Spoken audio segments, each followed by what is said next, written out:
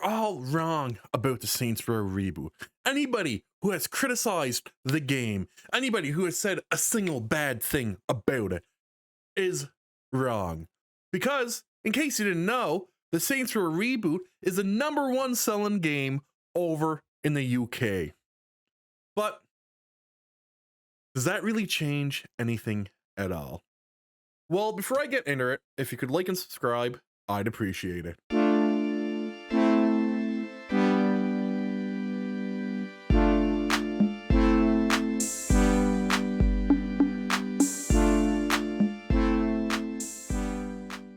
As you can see, we are over here on PushSquare.com, and we are going to be looking at the UK sales chart for video games for the week of August 27th, I believe.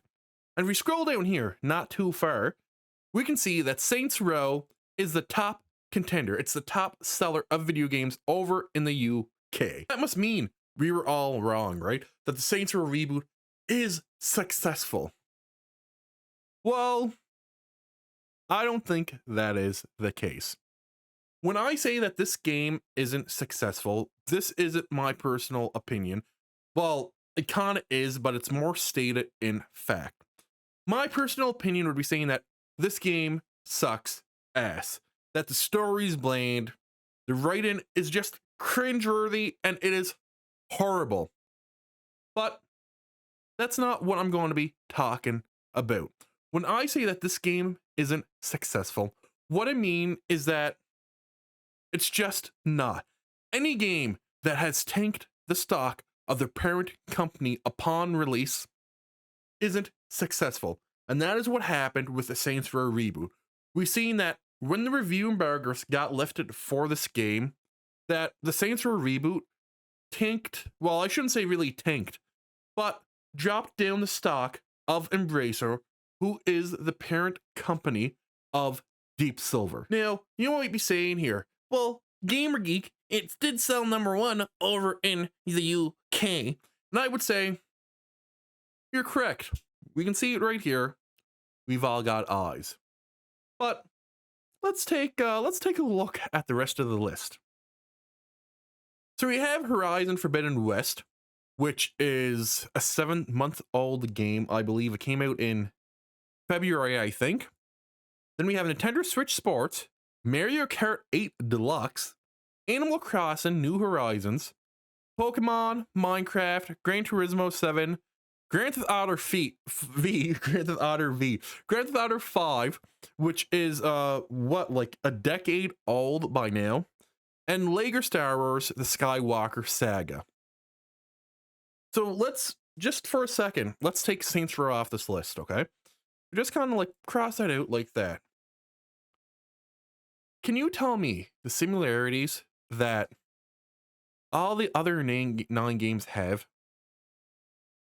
Well, I can tell you one. None of them are new games. The only new game on this list is Saints Row. I think people wanted a new game so bad, which is why they bought the Saints Row game. Pure and simple.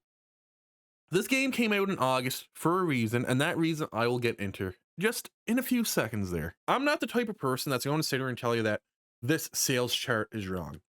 Because truthfully, it's probably not. But instead, I'm going to give you a couple possible reasons why this game reached #1 over in the UK. So reason #1 is something I kind of already mentioned, and it's that this game is the newest big title that's been out for, I think, a couple of months now. And to kind of back this fact up that this could be a reason, or this is one of the reasons why this game is #1 in sales over in the UK, is simply this. The second game following it is Horizon Forbidden West, a 7-month-old game.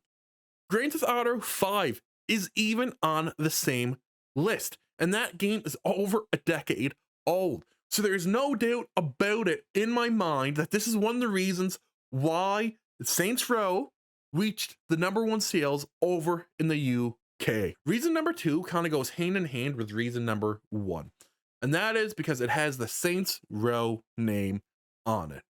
Deep Silver Violation was banking on exactly this. They were banking on the Saints Row name selling copies of the game, which is exactly what happened. I told you guys that this is what was probably going to happen, that this game wasn't even probably originally intended to be a Saints Row game, but slapping the name on it was a complete afterthought. Playing it, the only thing that feels Saints Row is the customization, and even that is kind of meh, you know, like I don't know, I'm just not a big fan of it. The last Saints Row game, it came out nearly a decade ago, and you're going to have these fans of the series that really don't dig any deeper. They read the mainstream media articles, they take deep silver violation at their word, and that's as far as they look into the game. So those people are the very people that DSV was hoping to deceive with saying that the game would take us back to its roots, which we all know is a bunch of bullshit, and unfortunately I know a bunch of people have fallen for this. Reason number 3 is because of when it launched. It launched in August. Now I have a funny feeling that, say, if this game was put off a couple of months to fix out all the bugs that's in it, because God knows there is a shit ton of bugs in this game, and if it came out, say, in September or October, when usually more of the big titles are releasing, this game wouldn't have sold any copies. It wouldn't have. It wouldn't have stood a chance. It wouldn't have made any lists except the worst games out that month. Now, for reason number 3, I wanted to find some evidence to kind of support this theory. So my plan was to research the games that came out last August to see how they stacked up in sales with the Saints Row Reboot. And I couldn't do that because the Saints Row Reboot, there's no sales figures out for it yet. So I had another plan. I would see how many sales Saints Row Reboot had compared to games that came out in last October to see if it would stand a chance for an October release date. But once again, me not really thinking and me completely forgetting, there's no sales number out for the Saints Row Reboot. So that kind of fell flat in the water. So I decided that I would try to go another route with this, and I would see how many pre-orders the game had sold. Well, once again, there's really no numbers about it. The only thing I have come across is a statement by someone from Embracer, I forget who it was, that states that the Saints Row pre-orders were 108% above expectations. Which 108%. No numbers, no actual figures like 15,000 copies, 100,000 copies, nothing like that, but a percentage. I find it's funny. I'm going to tell you guys now, I laughed my ass off at this because 108% could mean literally any number out there. And to me, it seems like Embracer Group decided to give us the percentage instead of the actual numbers to make it seem like more people were interested in this game than they actually were. That's pretty much where my research ended for this video because there's no numbers out yet for the Saints Row Reboot. I still stand by my reasons why this game reached the #1 over in sales in the UK. I stand by those reasons 100%. But if I am disproven on them, I'll come out and I'll say, hey, reason #1 was wrong, reason number 2 was wrong, I was wrong about this, I was wrong about that. I've got no problem doing it because, you know, you gotta admit when you were wrong. And with saying this, there is some bits of information I would like to see to deem if this game is actually a failure or not. #1 is I want to see the actual sales numbers for this game.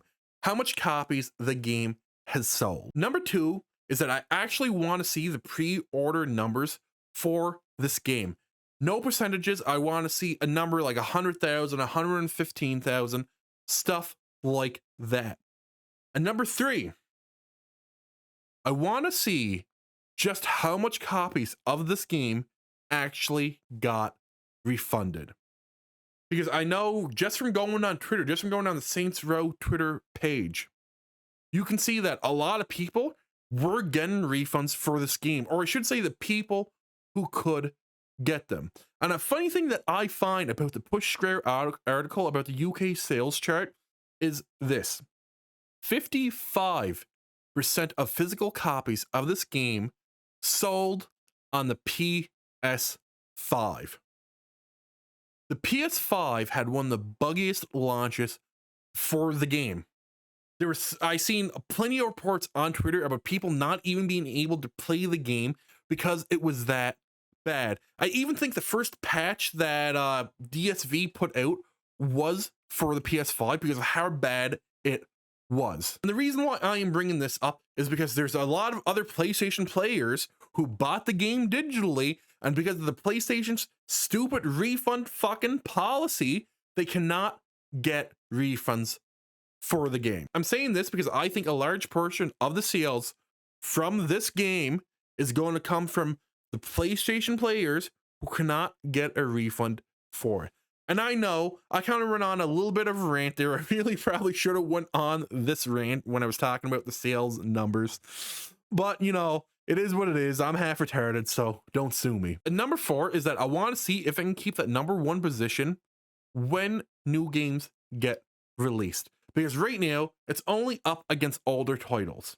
And, you know, that's, I don't know how to say it, but it's not really an accomplishment in my books. The thing is, I can see Embracer putting out how many copies of the game that they sold, how many pre-orders that they actually got. But one thing I know for a fact they will never put out is just how many of those sales got refunded. Because like I said before, a large portion of those sales were probably refunded because of the mess that was the Saints Row Reboot. So right now, I stand by the fact that this game, it isn't successful. With a mediocre score and buggy launch with a lot of fans hating this game, hating what DSV has done to the Saints Row franchise, I still think it's a failure. If the majority of the fans came around and said that they actually liked the game, then I wouldn't be saying it's a failure. I would be saying that it's just me that doesn't like the game. There's some of us that just don't like the game. But that isn't the case. But hey, that's just my opinion. If I do seem a bit sloppy in this video, if I do seem to be stumbling my words a bit, that is because it is 2 a.m. right now, and I've had a busy as hell day. And if you can't tell by the bags underneath my eyes, I am tired as hell. But I do want to tell you guys one thing, and that is that I plan on having a Saints Row Reboot review type thing up sometime next week, hopefully. And the best way to see that is if you subscribe to my channel and hit that notification bell so you know when I post videos. But in case you guys didn't know, I'm Gamer Geek. If you could like and subscribe, I'd appreciate it. Peace out.